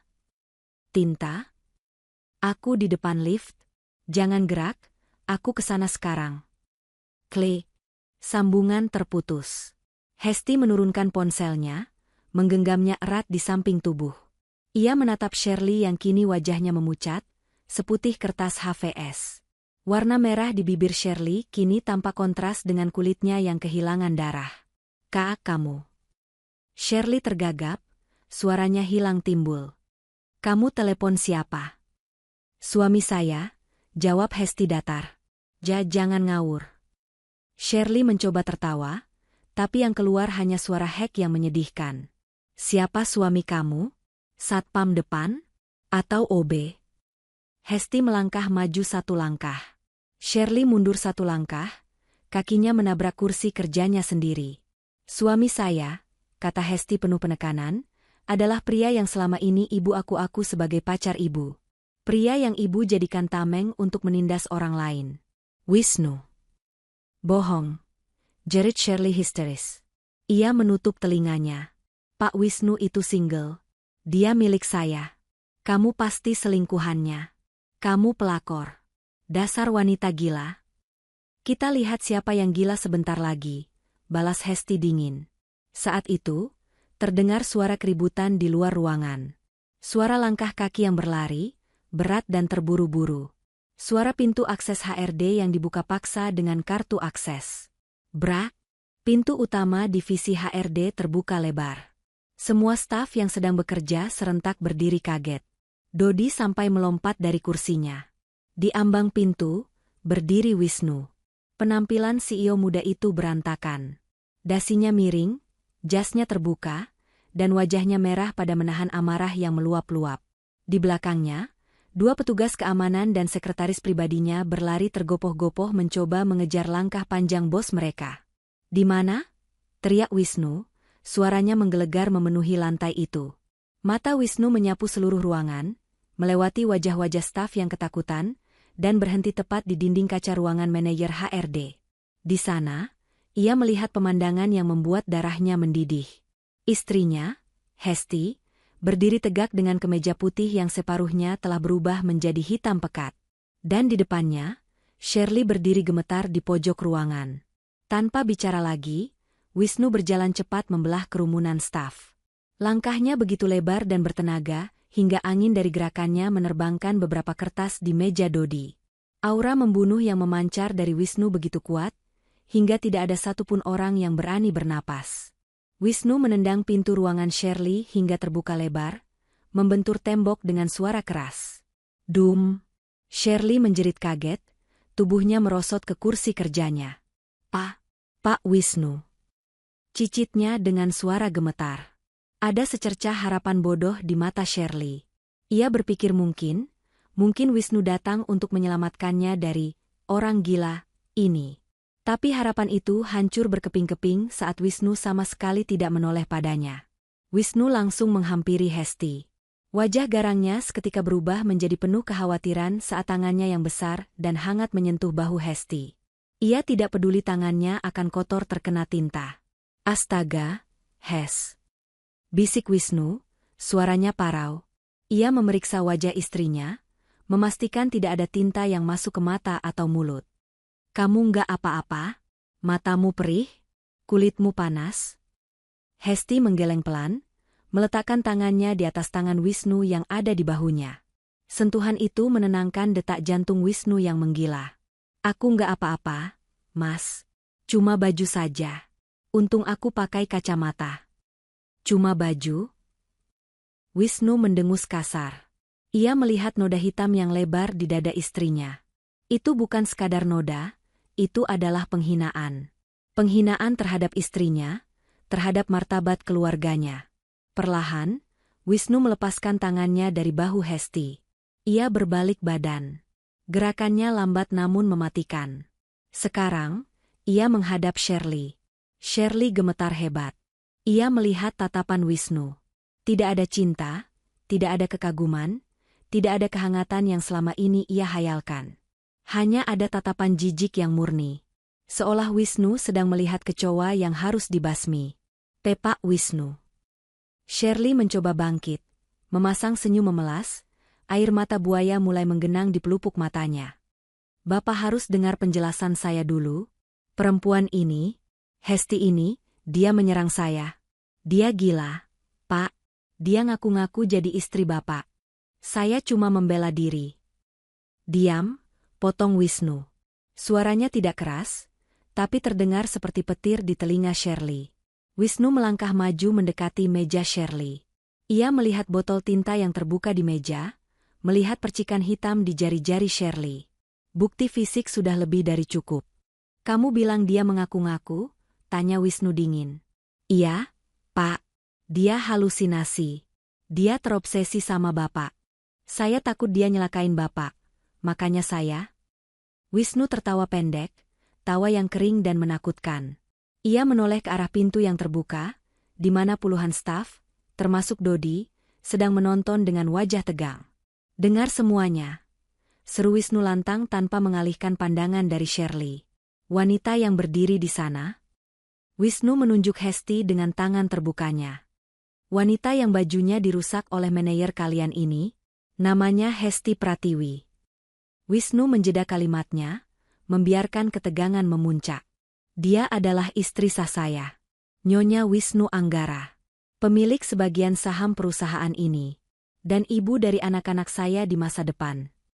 Duar. Pengumuman itu meledak seperti bom atom. Dodi menutup mulutnya dengan kedua tangan, matanya melotot hampir keluar. Mbak Hesti. Istri bos? Bisiknya tak percaya. Staf lain mulai berbisik riuh, syok berat.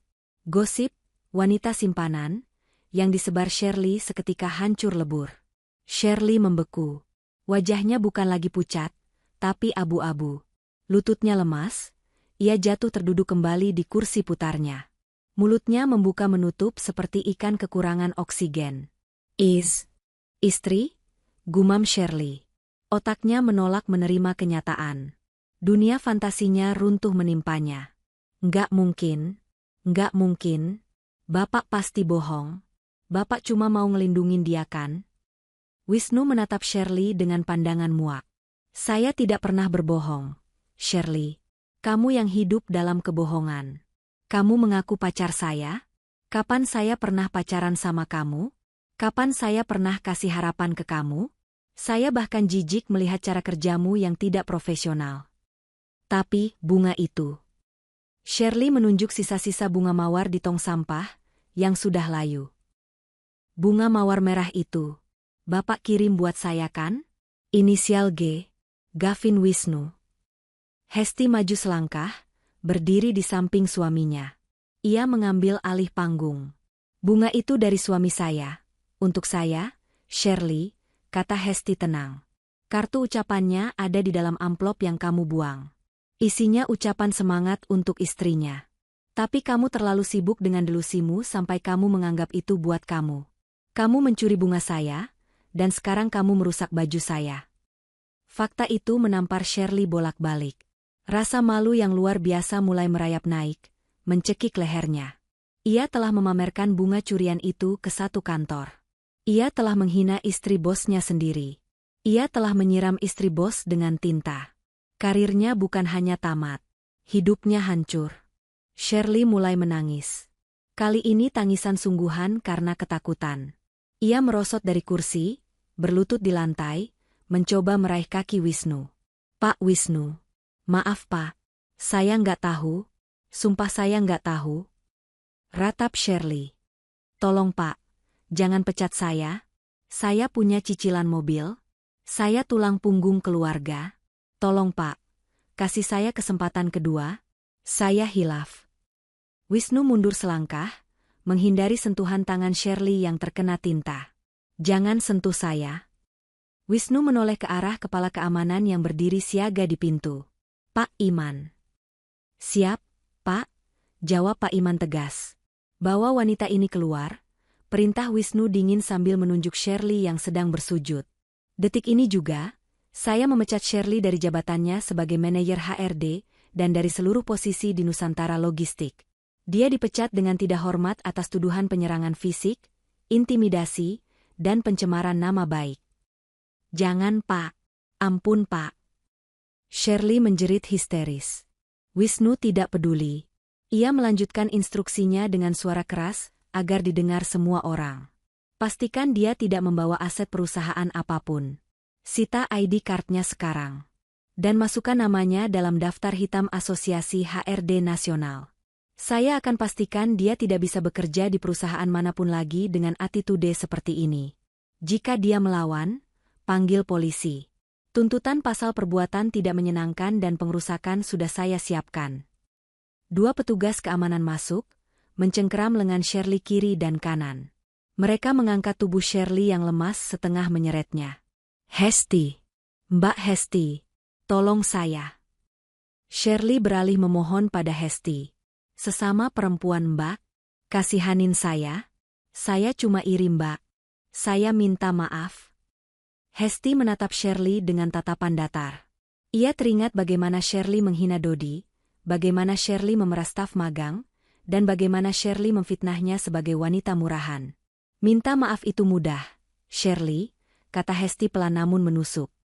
Tapi tinta di baju saya ini, dan luka batin karyawan yang kamu tindas selama ini, gak bisa hilang cuma dengan kata maaf. Nikmati konsekuensi dari kesombonganmu sendiri. Hesti memalingkan wajah. Itu adalah penolakan mutlak. Petugas keamanan menyeret Shirley keluar ruangan. Shirley meronta-ronta, sepatunya lepas sebelah, rambutnya acak-acakan. Saya pacarnya CEO. Kalian gak bisa giniin saya. Lepasin. Pak Wisnu. Teriakan delusi itu makin lama makin menjauh, hingga akhirnya hilang ditelan pintu lift yang tertutup. Keheningan menyelimuti lantai HRD. Semua mata tertuju pada pasangan suami istri yang berdiri di tengah ruangan itu.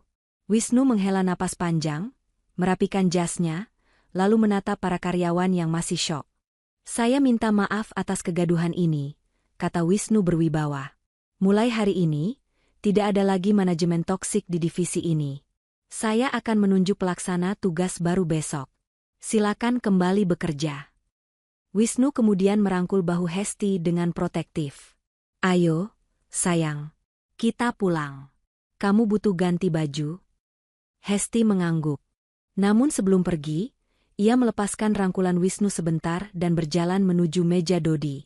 Dodi berdiri kaku, keringat dingin bercucuran. Mbak Bu Bos Nyonya. Dodi gagap parah. Hesti tersenyum hangat, senyum tulus yang sama seperti saat ia menjadi staf biasa. Panggil Hesti saja kalau nggak ada orang, Mas Dodi. Terima kasih ya sudah jadi teman makan siang yang baik, dan sudah membelaku waktu aku difitnah. Kamu orang baik. Dodi merasa mau nangis saking terharunya. Sama-sama, Bu Hesti. Oh ya, tambah Hesti sambil melirik Wisnu.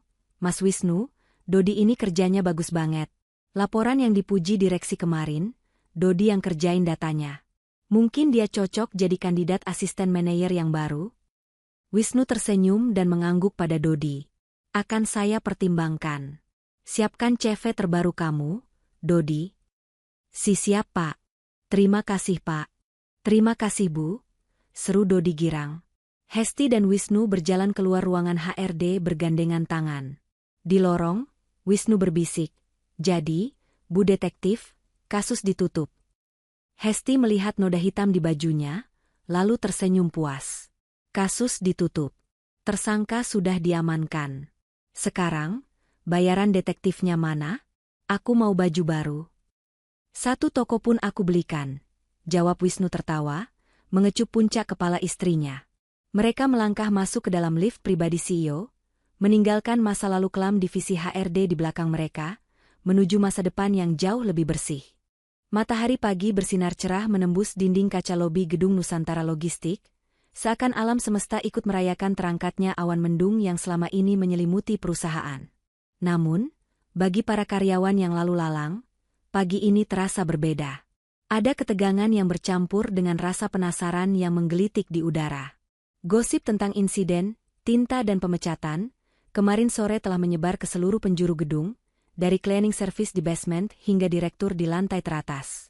Pukul 8.30 tepat. Sebuah mobil sedan hitam mengkilap berhenti tepat di depan pintu lobi utama.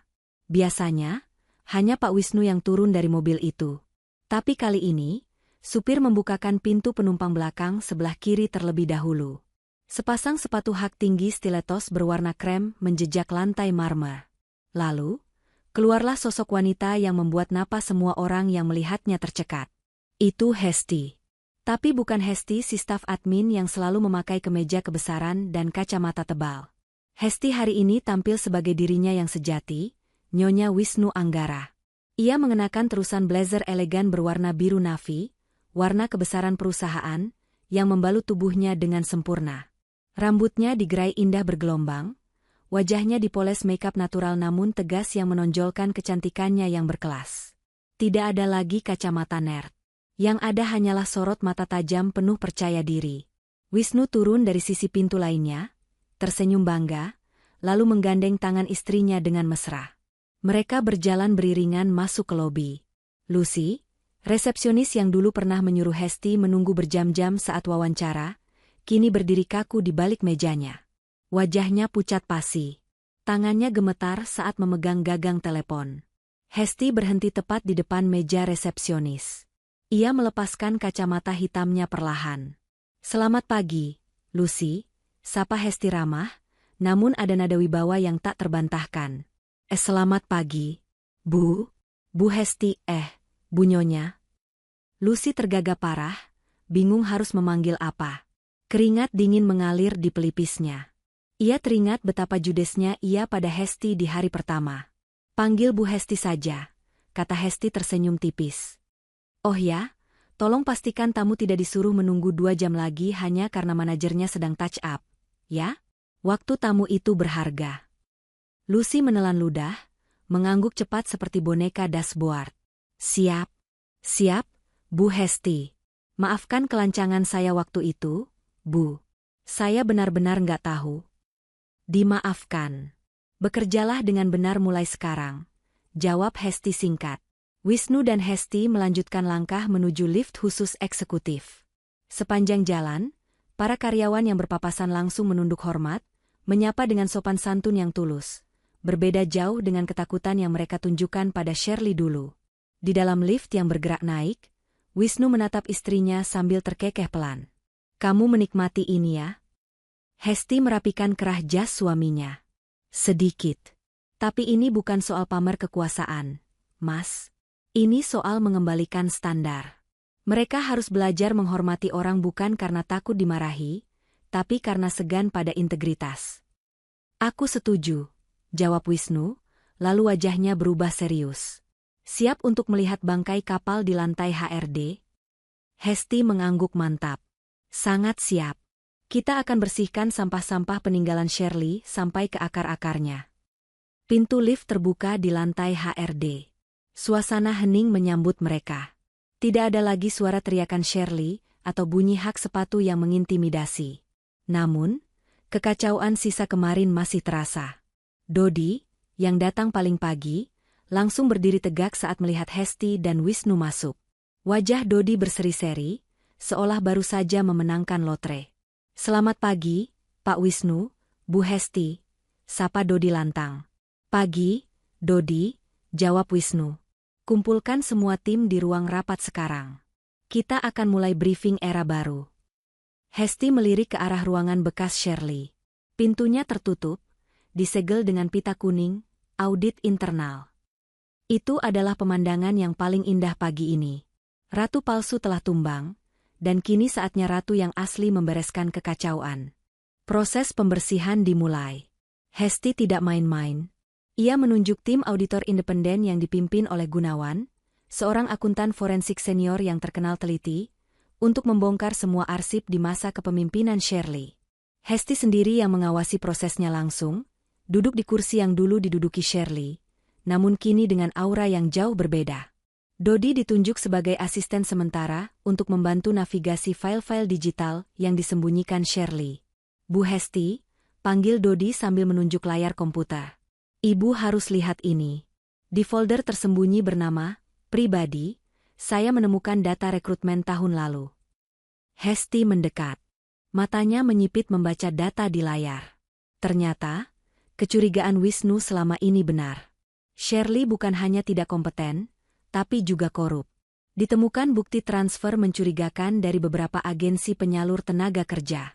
Shirley menerima komisi untuk setiap karyawan outsourcing yang ia masukkan, padahal kualitas mereka di bawah standar. "Gila," gumam Hesti. "Dia menjual posisi di perusahaan ini demi tas branded." "Bukan cuma itu, Bu," tambah Gunawan yang sedang memeriksa tumpukan berkas fisik. "Lihat laporan penilaian kinerja ini. Karyawan-karyawan yang kritis dan pintar, nilainya sengaja diturunkan dengan alasan subjektif seperti kurang senyum atau kurang kooperatif. Sementara karyawan yang sering membelikan dia makan siang atau memuji penampilannya, dapat nilai A+. Hesti mengepalkan tangannya. "Pantas saja turnover kita tinggi. Orang-orang pintar pergi karena muak, dan yang tersisa hanya penjilat. Shirley benar-benar kanker di organisasi ini." Hesti segera menyusun laporan lengkap. Ia bekerja cepat dan taktis. Siang harinya, ia mengadakan rapat dengan seluruh staf HRD. Hesti berdiri di depan ruangan, memegang data hasil temuan. Wajahnya serius. "Rekan-rekan sekalian," suara Hesti terdengar tegas namun mengayomi. "Hari ini kita membuka lembaran baru. Saya dan tim audit telah menemukan banyak sekali pelanggaran yang dilakukan manajemen lama. Manipulasi nilai, pungutan liar rekrutmen, dan intimidasi." Para staf saling berpandangan, berbisik ngeri. Mereka tahu Shirley buruk, tapi tidak menyangka sampai sejauh itu kriminalnya. "Saya ingin menegaskan," lanjut Hesti. "Mulai hari ini, sistem penilaian, suka atau tidak suka, dihapuskan. Kita kembali ke meritokrasi. Siapa yang berprestasi, dia yang naik.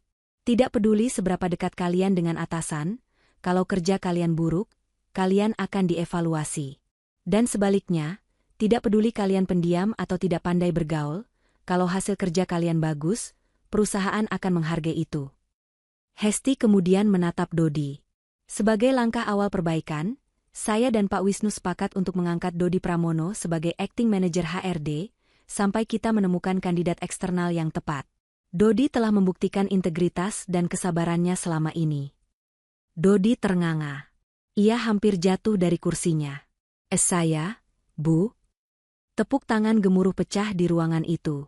Semua rekan kerja Dodi bersorak setuju. Mereka tahu Dodi adalah orang yang paling sering mengerjakan tugas Shirley, jadi secara teknis, Dodilah yang paling paham operasional departemen itu. "Selamat, Dodi," kata Hesti sambil menjabat tangan Dodi. "Tugasmu berat. Kamu harus mengembalikan kepercayaan karyawan divisi lain kepada HRD.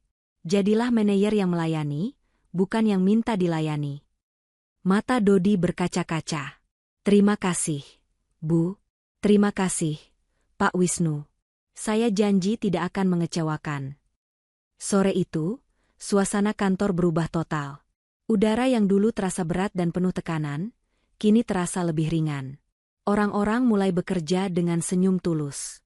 Hesti melihat sekeliling, merasa lega. Misi penyamarannya telah tuntas, dan hasilnya jauh lebih baik dari yang ia bayangkan. Ia tidak hanya menyelamatkan uang suaminya, tapi juga menyelamatkan nasib ratusan karyawan. Namun, di luar gedung megah itu, ada satu orang yang nasibnya sedang terjun bebas ke dasar jurang. Kontras dengan kegembiraan di kantor Nusantara Logistik, apartemen sewaan Shirley terlihat seperti kapal pecah. Pakaian berserakan di lantai, kotak-kotak makanan cepat saji menumpuk di meja, dan tirai jendela tertutup rapat, menghalangi sinar matahari sore. Shirley duduk meringkuk di sofa, rambutnya kusut masai, matanya bengkak. Ia menatap layar ponselnya yang terus-menerus bergetar. Bukan panggilan kerja, melainkan panggilan dari leasing mobil dan tagihan kartu kredit.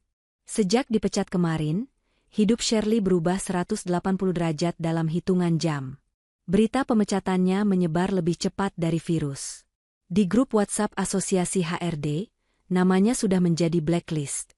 Shirley si penyiram tinta, menjadi julukan barunya. Pagi ini, ia mencoba melamar ke 3 perusahaan saingan. 2 di antaranya langsung menolak begitu membaca namanya. 1 perusahaan memanggilnya wawancara via telepon, hanya untuk memastikan apakah gosip itu benar, lalu menutup telepon sambil tertawa. "Kurang ajar semua," isak Shirley, melempar ponselnya ke bantal. "Mereka lupa siapa aku? Aku Shirley. Aku kompeten. Aku cantik." Delusinya masih tersisa, tapi realita mulai menggerogoti kewarasannya. Ia tidak punya tabungan. Gajinya selalu habis untuk gaya hidup mewah, demi mengesankan orang-orang yang bahkan tidak menyukainya. Mobilnya akan ditarik minggu depan. Sewa apartemennya jatuh tempo 3 hari lagi. Rasa lapar dan putus asa memaksanya berpikir pendek. "Aku harus ketemu Pak Wisnu. Atau Hesti. Pasti ini cuma salah paham. Kalau aku minta maaf sambil nangis, pasti mereka luluh. Hesti kan kelihatan baik, dia pasti nggak tega." Dengan sisa-sisa harga dirinya, Shirley mandi, berdandan, meski tangannya gemetar saat memakai maskara, dan memesan ojek online menuju kantor Nusantara Logistik. Ia tidak berani membawa mobil karena bensinnya habis. Sesampainya di lobi, akses kartunya sudah diblokir. Security yang dulu sering ia bentak, Pak Iman, kini menatapnya dengan tatapan datar dan menghalanginya di pintu putar. "Maaf, Mbak Shirley. Anda dilarang masuk area gedung," kata Pak Iman tegas. "Pak Iman, tolonglah," Shirley memohon, suaranya serak. "Saya cuma mau ketemu Bu Hesti sebentar aja. Ada barang saya yang ketinggalan." "Barang pribadi Mbak sudah dipaketkan via kurir ke alamat KTP tadi siang. Tidak ada urusan lagi di sini. Tapi saya harus bicara. Ini soal hidup mati." Shirley mulai berteriak histeris, menarik perhatian orang-orang di lobi. Tepat saat itu, Hesti dan Wisnu baru saja turun dari lift, hendak pulang. Mereka melihat keributan di pintu depan. Wisnu hendak memanggil keamanan tambahan, tapi Hesti menahannya. "Biar aku yang hadapi," kata Hesti tenang. "Dia butuh penutup." Hesti berjalan mendekati pintu kaca. Ia memberi isyarat pada Pak Iman untuk membiarkan Shirley bicara, tapi tetap di luar batas pintu. Hesti berdiri di dalam, Shirley di luar, terpisahkan kaca tebal namun suara masih bisa terdengar. "Bu Hesti, seru Shirley saat melihat Hesti. Wajahnya langsung berubah memelas. Bu, tolong saya Bu. Saya nggak bisa dapat kerja di mana-mana. Nama saya hancur. Tolong cabut blacklistnya Bu. Saya mohon. Hesti menatap wanita yang dulu begitu sombong itu. Kini Shirley tampak kecil dan menyedihkan. Namun, Hesti tidak merasa iba. Ia ingat bagaimana Shirley menghancurkan mental staf lain tanpa ampun. Shirley, suara Hesti terdengar dingin namun tidak kasar. Nama kamu hancur bukan karena saya. Nama kamu hancur karena perbuatanmu sendiri. Reputasi itu dibangun bertahun-tahun, tapi bisa hancur dalam 1 detik karena arogansi. Saya hilaf, Bu. Saya janji akan berubah. Kasih saya posisi apa aja, Bu. Jadi staf biasa juga nggak apa-apa. Saya butuh uang. Shirley menangis terseduh-seduh, air matanya melunturkan bedak tebalnya. Perusahaan ini bukan lembaga sosial untuk menampung orang yang tidak berintegritas. Jawab Hesti tegas. Kamu korupsi, Shirley. Kami punya buktinya. Kamu memeras agen tenaga kerja. Seharusnya kami melaporkan kamu ke polisi. Tapi Pak Wisnu memutuskan untuk cukup memecatmu saja. Itu sudah kemurahan hati yang luar biasa. Mata Shirley terbelalak. Ia tidak menyangka mereka tahu soal uang komisi itu. Saran saya, lanjut Hesti, menatap lurus ke mata Shirley. Berhentilah mencari jalan pintas. Jual mobilmu, jual tas-tas mahalmu, bayar hutangmu, dan mulailah hidup dari nol dengan jujur. Mungkin di kota lain, di mana orang belum mengenalmu. Tapi jangan pernah berharap kembali ke sini. Hesti berbalik badan, mengakhiri pembicaraan itu. Bu Hesti, tega banget sih Bu. Saya doakan Ibu kena karma. Teriak Shirley putus asa, kembali ke sifat aslinya yang penuh dengki. Hesti berhenti sejenak, menoleh sedikit tanpa membalikkan badan sepenuhnya. Karma saya sudah datang, Shirley. Saya punya suami yang hebat, perusahaan yang sehat, dan hati yang tenang. Justru kamu yang sedang menikmati karmamu sekarang. Selamat menikmati. Hesti berjalan kembali ke arah Wisnu yang menunggunya dengan senyum bangga. Mereka meninggalkan Shirley yang terduduk lemas di lantai trotoar, menangisi nasib yang ia tulis sendiri dengan tinta hitam keserakahannya. 3 bulan berlalu sejak revolusi Hesti. Gedung Nusantara Logistik telah berubah wajah. Bukan fisiknya, tapi jiwanya. Di lantai HRD, kubikel-kubikel yang dulu sepi dan suram, kini penuh dengan diskusi hidup. Dodi, yang sekarang resmi diangkat menjadi manajer HRD definitif, setelah membuktikan kinerjanya yang gemilang, menerapkan kebijakan pintu terbuka. Siapapun boleh masuk ruangannya untuk curhat atau memberi masukan tanpa takut dipecat. Siang itu, Hesti datang berkunjung untuk makan siang bersama Wisnu. Ia mampir sebentar ke ruangan Dodi. Siang, Pak Manajer, sapa Hesti sambil mengetuk pintu yang terbuka lebar. Dodi langsung berdiri, wajahnya sumringah. Ia kini tampil lebih rapi dengan kemeja slim fit dan rambut dipangkas modern, tapi senyum ramah dan kerendahan hatinya masih sama. Bu Hesti. Mari masuk, Bu. Wah, tumben mampir. Cuma mau ngecek. Hesti duduk di kursi tamu. Gimana program pelatihan karyawan baru? Lancar? Lancar jaya, Bu. Dodi menyodorkan tablet berisi grafik. Sejak kita hapus sistem titipan, kualitas anak baru luar biasa. Mereka inovatif dan semangat. Bulan ini produktivitas naik 15%. Dan yang paling penting, survei kepuasan karyawan nilainya tertinggi dalam 5 tahun terakhir. Orang-orang betah kerja di sini, Bu. Hesti tersenyum puas melihat angka-angka itu. Bagus. Saya senang mendengarnya. Oh ya, kamu nggak mau pasang foto kamu yang gede di dinding kayak Shirley dulu? Canda Hesti. Dodi tertawa terbahak-bahak. Ampun, Bu. Enggak lah. Dindingnya saya ganti papan tulis buat brainstorming ide anak-anak. Lebih berguna? Itu jawaban yang saya harapkan, kata Hesti. Saat keluar dari ruangan Dodi, Hesti berpapasan dengan Yulia, sekretaris divisi. Yulia membawa nampan berisi kopi. Siang, Bu Hesti, sapa Yulia ceria. Bu, terima kasih ya. Sejak kebijakan baru, saya akhirnya bisa ambil cuti melahirkan tanpa takut dipotong gaji. Suami saya nitip salam hormat buat Ibu dan Pak Wisnu. Sama-sama, Yulia. Fokus saja sama bayinya nanti, pekerjaan kantor biar tim yang cover. Jawab Hesti hangat. Hesti berjalan menuju lift dengan hati yang penuh. Ia menyadari bahwa kekuasaan sejati bukanlah tentang seberapa banyak orang yang takut padamu, tapi seberapa banyak hidup orang yang menjadi lebih baik karena kehadiranmu. Shirley memilih jalan ketakutan, dan ia berakhir sendirian. Hesti memilih jalan kemanusiaan, dan ia mendapatkan loyalitas tanpa batas. Budaya toksik telah hilang, tersapu bersih seperti noda tinta yang sudah dicuci dengan pemutih terbaik, kejujuran. Malam itu, langit Jakarta cerah berbintang. Di rooftop sebuah restoran privat yang menghadap kelap-kelip lampu kota, Wisnu dan Hesti duduk menikmati makan malam romantis. Hanya ada mereka berdua di area VIP itu, ditemani alunan biola yang lembut. Wisnu mengangkat gelas jusnya, mereka tidak minum alkohol. Untuk istriku yang luar biasa. Detektif terbaik, auditor terkejam, dan wanita tercantik di hidupku. Hesti tertawa renyah, mendentingkan gelasnya ke gelas Wisnu. Untuk suamiku yang sabar. Yang rela pura-pura nggak kenal istrinya sendiri demi misi rahasia. Wisnu memotong steaknya sambil tersenyum geli.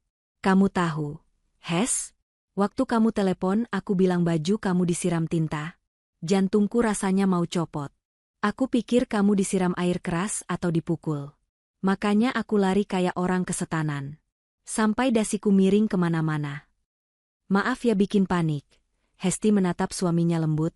Tapi itu satu-satunya cara buat bikin Shirley mati kutu. Dia harus lihat sendiri bahwa pacar halunya lebih milih staf rendahan daripada dia. Efektif banget sih, aku Wisnu. Ngomong-ngomong, baju kemeja putih kamu yang kena tinta itu masih disimpan? Masih, jawab Hesti. Sudah aku figura dan aku pajang di ruang kerjaku di rumah. Wisnu tersedak. Serius? Buat apa? Buat pengingat, Mas. Wajah Hesti berubah serius namun teduh. Noda hitam itu mengingatkan aku bahwa jabatan dan kekayaan itu amanah. Kalau kita nggak hati-hati, kita bisa jadi seperti Shirley. Merasa paling berkuasa, sampai lupa napak bumi. Noda itu simbol dari arogansi yang menghancurkan diri sendiri. Wisnu terdiam sejenak, meresapi kata-kata istrinya. Ia menggenggam tangan Hesti di atas meja. Aku beruntung punya kamu, Hes. Kamu bukan cuma pendamping, tapi juga kompas moral buat aku. Tanpa kamu, mungkin Nusantara Logistik cuma jadi mesin pencetak uang yang gak punya hati. Kita tim yang hebat, Mas. Hesti membalas genggaman itu erat. Kamu nahkodanya, aku navigatornya. Selama kita sama-sama, badai sekuat apapun, atau manajer segila Shirley pun, bisa kita hadapi. Mereka tertawa bersama. Tawa yang lepas dan bahagia. Jadi, tanya Wisnu dengan nada menggoda, ada rencana menyamar lagi bulan depan?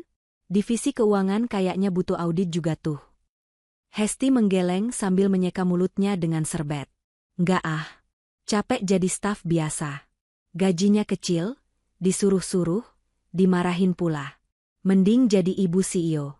Bisa belanja sepuasnya, suaminya ganteng lagi. Dasar matre, ledek Wisnu. Realistis, sayang. Realistis, balas Hesti sambil mengedipkan sebelah mata. Malam itu ditutup dengan hangat. Di bawah langit Jakarta, kisah tentang manajer centil, CEO tegas, dan istri cerdas itu berakhir. Sebuah pelajaran mahal telah dibayar lunas.